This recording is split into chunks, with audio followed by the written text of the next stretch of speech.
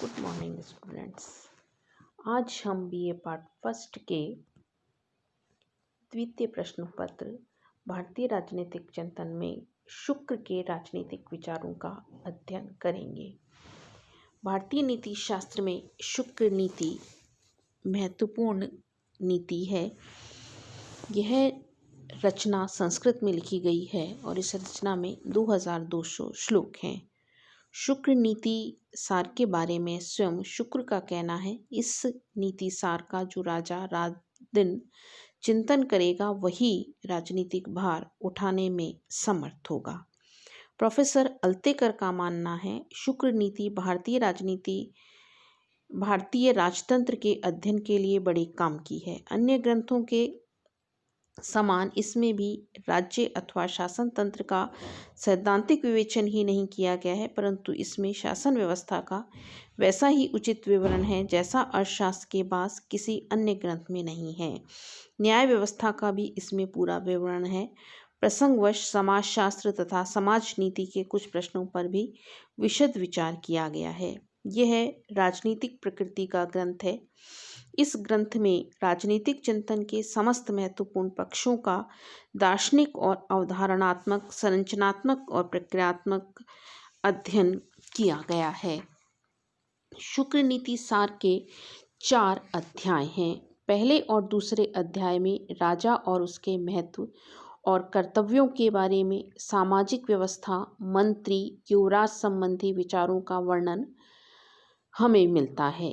तीसरे अध्याय में साधारण नीति शास्त्र का विवेचन है।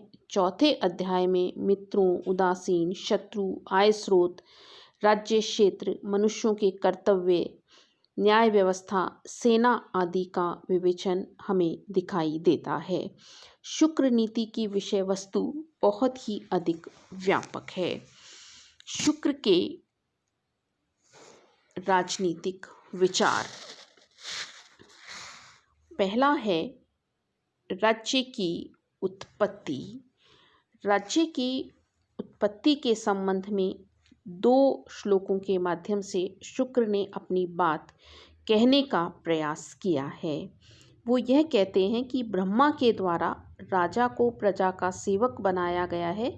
जो वेतन के रूप में प्रजा से राजत्व प्राप्त करता है, उसका स्वामित्व प्रजा की रक्षा के लिए है। यानी शुक्र यह कहते हैं कि ईश्वर के द्वारा राजा को उत्पन्न किया गया है और ईश्वर ने जिस राजा को उत्पन्न किया है वह राजा प्रजा का सेवक है। यानी राजा प्रजा का स्वामी नहीं है, राजा प्रजा का सेवक है और राजा का जो उद्देश्य है वह प्रजा के हितों की पूर्ति करना है। शुक्र के द्वारा राज्य को अनिवार्य माना गया है और वे यह मानते हैं कि राज्य स्वाभाविक और अनिवार्य संस्था है। शुक्र ने राज्य की तुलना चंद्रमा से की है और वो मानते हैं कि जिस प्रकार चंद्रमा समुद्र की वृद्धि का कारण है, उसी प्रकार राज्य लोगों के अभ्युदय का मूल आधार है। जैसे समुद्र चंद्रमा की कलाएं बढ़ती हैं, वैसे वैसे जो समुद्र है उस समुद्र की लहरें ऊपर उठती हैं। उसी तरह से राजा अगर प्रजा के हित के लिए कार्य करता है तो प्रजा को आनंद मिलता है, प्रजा खुश या आह्लादित होती है। तो राजा को यह चाहिए कि वह प्रजा को खुश रखे। यानी शुक्र के द्वारा इस बात को माना गया है कि राजा का जो मूल काम है या जो राजा है उसका उद्देश्य प्रजा का कल्याण करना, प्रजा का हित करना है। राजा प्रजा का सेवक मात्र है। दूसरा है राज्य के अस्तित्व का आधार। शुक्र का मानना है कि राज्य के अस्तित्व का आधार है प्रजा की उन्नति और सुरक्षा। यानी कि अगर राजा प्रजा की उन्नति के लिए कार्य करता है, अगर राजा प्रजा की सुरक्षा के लिए कार्य करता है तो वह राजा अधिक सक्षम रूप में कार्य कर पाता है, अधिक सफल रूप में कार्य कर पाता है और एक तरह से उसके हितों की पूर्ति भी हो पाती है। यानी राजा अगर उचित संरक्षण अपनी प्रजा को नहीं देता है, राजा अगर उचित नेतृत्व अपनी प्रजा को नहीं देता है तो ऐसी स्थिति में राजा और प्रजा दोनों के ही नष्ट होने की संभावना होती है। यानी शासकीय शक्ति का प्रयोग तभी वैध होता है जब प्रजा का कल्याण हो। प्रजा के हितों की पूर्ति करना ही राज्य के अस्तित्व का आधार है। अगर राजा प्रजा के हितों का ध्यान नहीं रख पाता है तो फिर जनता भी उसके आदेशों का पालन नहीं करती है। अगर शासक स्वार्थ सिद्धि में लिप्त हो जाता है, अगर शासक केवल स्वार्थ की दृष्टि से कार्य करने लगता है तो ऐसी स्थिति में जो जनता है वह भी प्रजा के हितों की पूर्ति नहीं कर पाती है। तो यानी राजा का दायित्व है कि वह अपने प्रजा के लिए कार्य करे। नेक्स्ट है राज्य का उद्देश्य महत्व। शुक्र ने प्रत्यक्ष रूप से तो राज्य के उद्देश्य महत्व का प्रतिपादन नहीं किया है, लेकिन वो कहते हैं कि राजा को प्रजा के हितों की पूर्ति के लिए कार्य करना चाहिए। राजा को प्रजा के हित की दृष्टि से ही प्रमुख रूप से अपने सारे संकल्प किए जाने चाहिए। राज्य का सप्तांग सिद्धांत। कौटिल्य और मनु के समान शुक्र भी राज्य के 7 अंगों को मानते हैं। शुक्र कहते हैं राज्य 7 अंगों से बना सावयवी है। यह स्वामी, अमात्य, कोश, राष्ट्र, दुर्ग तथा बल के संयोग से बना है। यानी यह इसके 7 अंग हैं और हमारे शरीर और उसके अंगों में जो संबंध है वही संबंध राजा और उसके इन 7 अंगों में है। शुक्र के द्वारा यह माना गया है कि ये जो 7 तत्व हैं या ये जो 7 अंग हैं ये मिलकर राज्य को परिपूर्ण बनाते हैं। स्वामी सिर हैं, अमात्य नेत्र हैं, कोश मुख हैं, बल मन हैं, दुर्ग भुजाएं हैं, राष्ट्र पैर हैं और ये 7 अंग एक दूसरे के ऊपर निर्भर हैं। जैसे हमारे शरीर के सब अंग एक दूसरे पर निर्भर हैं। हम कोई भी कार्य करते हैं तो ऐसा नहीं है कि हमारा अंग कोई भी काम करने से मना कर दे, सब मिलकर काम करते हैं। उसी तरह से राज्य के ये 7 अंग मिलकर राज्य को परिपूर्ण बनाते हैं। जिस तरह से हमारे शरीर के कोई भी अंग में अगर कोई पीड़ा है या शरीर के अंग में किसी भी तरह की कोई व्याधि है तो पूरा शरीर उससे प्रभावित होता है। उसी तरह से शुक्र मानते हैं कि राज्य के इन 7 अंगों में से अगर किसी भी एक अंग में कोई कमी आ जाती है तो ऐसी स्थिति में पूरा का पूरा राज्य प्रभावित होता है। नेक्स्ट है राजाओं का वर्गीकरण व राज्य के अनिवार्य देवत्व का निषेध।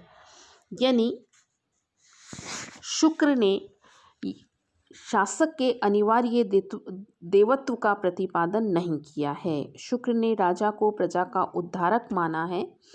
वो यह कहते हैं कि देवता के समान वह दुष्टों को दंड देने वाला है, प्रजा के हित की रक्षा करने वाला है, प्रजा को नीतिगत रूप में सही मार्ग दिखाने वाला है। राजा के 3 प्रकार शुक्र के द्वारा बताए गए हैं। हम व्यक्ति में 3 गुण मानते हैं, तमोगुण, रजोगुण और सतोगुण। इन 3 गुणों के आधार पर ही शुक्र 3 प्रकार के राजा को मान्यता देते हैं। पहला है तामस गुण प्रधान राजा। ऐसे राजा में दया का अभाव होता है। वह शासकीय अहंकार के कारण निरंकुश होता है, हिंसा में रुचि रखता है और सत्य से रहित होता है। दूसरा है रजोगुण प्रधान राजा। यह शासक दंभी, लालची, कपटी, नियंत्रणहीन, पतित व्यक्तियों के प्रति अनुराग रखने वाला अशुद्ध अंतःकरण का होता है। तीसरा है सतोगुण प्रधान राजा। जो राजा अपने धर्म में लगा रहता है, संपूर्ण यज्ञों को संपन्न करने वाला, शत्रुओं पर विजय प्राप्त करने वाला, दानशील, क्षमावान, शूर, इंद्रिय भोग में अनासक्ति रखने वाला होता है, ऐसा राजा सतोगुण प्रधान होता है। शुक्र नीति में सतोगुण प्रधान राजा को श्रेष्ठ, रजोगुण प्रधान राजा को मध्यम और तमोगुण प्रधान राजा को निकृष्ट माना है। शुक्र कहते हैं कि जो सात्विक राजा है वह देवताओं के अंश को तामस राक्षसों के अंश को और राजस मनुष्यों के अंश को भोगता है। शुक्र कहते हैं कि राजा दिव्य नहीं है, दिव्य उसके गुण होते हैं।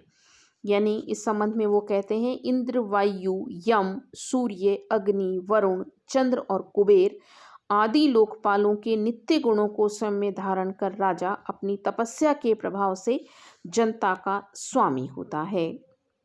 शुक्र का मानना है कि जिस प्रकार सूर्य अंधकार का नाशक और धर्म का प्रवर्तक होता है, उसी तरह से राजा भी अधर्म का नाशक और धर्म का प्रवर्तक होता है। यमराज के समान दुष्कर्मियों को वह दंड देता है। अग्नि के समान स्वयं पवित्र होते हुए लोक रक्षा के लिए कार्य करता है।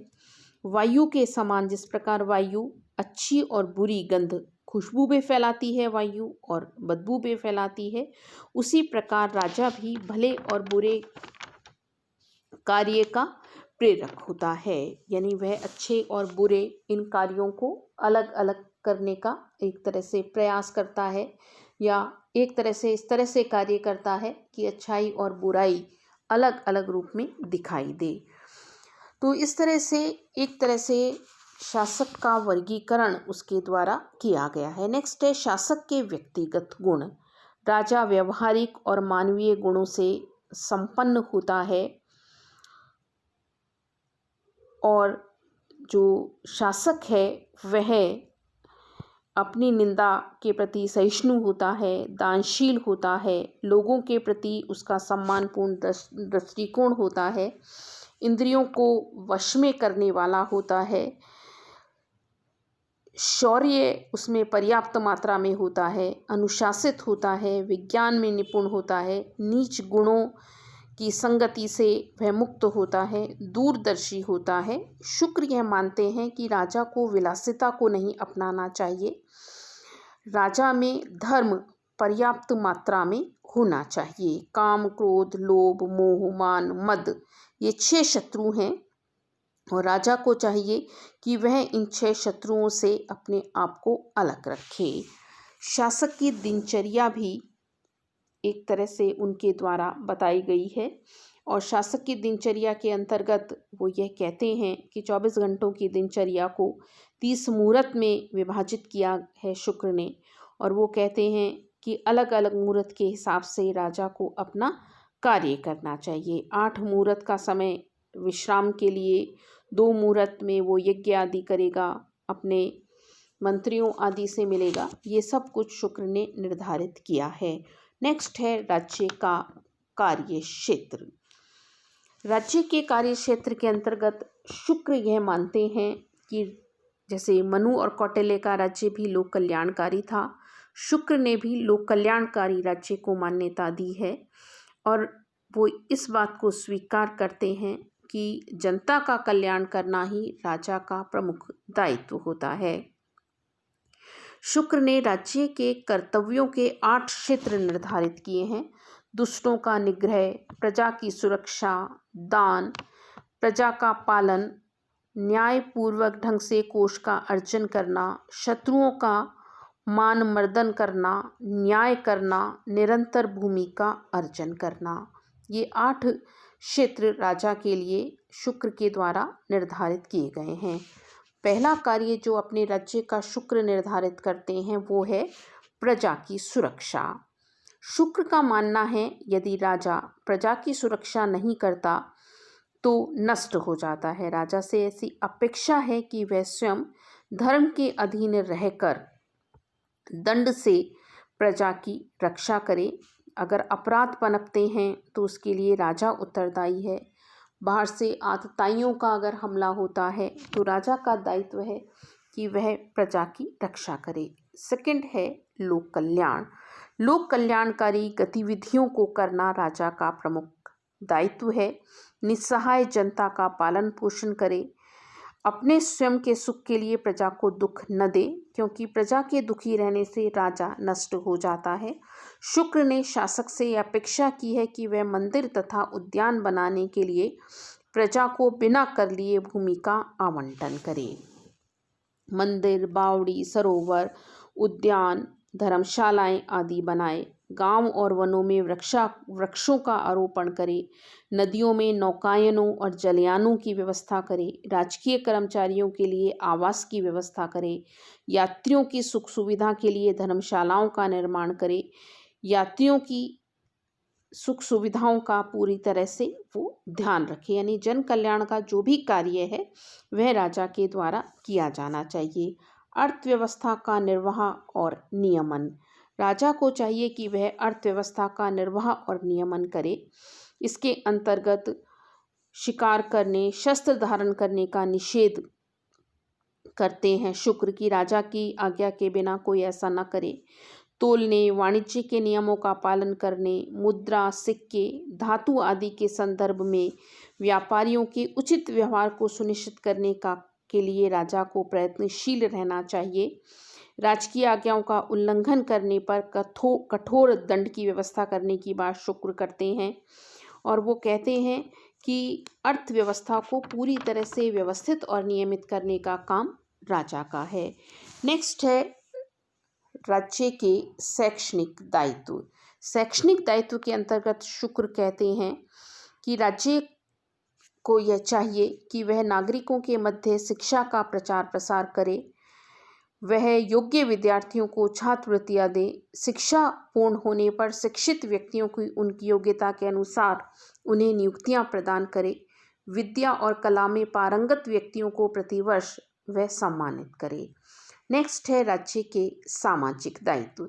समाज में वर्ण व्यवस्था को शुक्र मान्यता देते हैं कि वर्ण व्यवस्था के अनुसार समाज संचालित हो। समाज में जो 4 आश्रम हैं, ब्रह्मचर्य आश्रम, गृहस्थ आश्रम, वानप्रस्थ आश्रम और संन्यास आश्रम के अनुसार लोग रहें, इसकी व्यवस्था करना भी राज्य का कार्य है। न्याय व्यवस्था, प्रजा को न्याय प्रदान करना भी राजा का दायित्व है। धन शक्ति के प्रयोग के माध्यम से प्रजा समाज कंटकों से लोगों की रक्षा करे तथा प्रजा के अधिकारों की सुरक्षा का कार्य करे, न्यायपालिका को संगठित करे और न्याय के हिसाब से ही राजा को चाहिए कि वह दंड देने का कार्य भी करे। नेक्स्ट है प्रशासनिक प्रणाली का निर्वहन। प्रशासनिक अधिकारी, कर्मचारी अपने दायित्वों की अच्छी तरह से पूर्ति करें। जो प्रशासनिक अधिकारी अपने दायित्वों की पूर्ति नहीं कर रहे हैं, शासक को चाहिए कि वह उन्हें उचित मात्रा में दंड भी दे अगर उसे लग रहा है कि सही रूप में वो कार्य नहीं कर रहे हैं। योग्य प्रशासनिक अधिकारियों को वह नियुक्त करे, उनकी समय समय पर परीक्षा लेता रहे। लास्ट है पर राष्ट्र संबंधों का निर्वहन। राजा को चाहिए कि वह पर राष्ट्र संबंधों का निर्वहन करे और पर राष्ट्रों के निर्वहन के अंतर्गत अपने आप को एक शक्ति संपन्न राज्य के रूप में स्थापित करने का प्रयास करे। इस तरह से शुक्र एक सुदृढ़ राज व्यवस्था को मान्यता देते हैं और इस बात को स्वीकार करते हैं कि सुदृढ़ राज व्यवस्था के अनुसार राज्य को एक शक्ति संपन्न राज्य के रूप में पहुंचाने का दायित्व शासक का होता है। धन्यवाद।